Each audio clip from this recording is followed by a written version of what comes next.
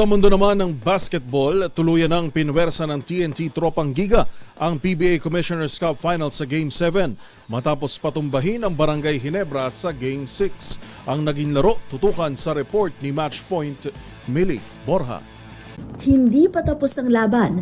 Yan ang tila mensaheng nais ihatid ng TNT Tropang Giga matapos nitong talunin ang Barangay Ginebra sa Game 6 ng PBA Commissioner's Cup Finals noong Miyerkules sa Smart Araneta Coliseum. Dahilan para puwersahin ang pagkakaroon ng all or nothing na Game 7.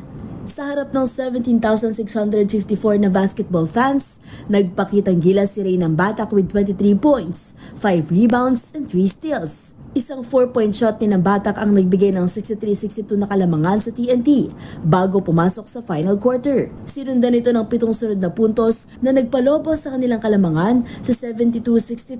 Nagawa pang humabol ng Ginebra at mabawasan ang kanilang deficit sa isa matapos ang isang basket mula kay Justin Brownlee sa huling minuto ng laban. Gayunpaman, hindi ito naging sapat dahil napanatili ng TNT ang kalamangan hanggang sa huling buzzer. Sa Biyernes, March 28, tuluyan ang malalaman kung sino ang hihiranging PBA Commissioner's Cup Champions.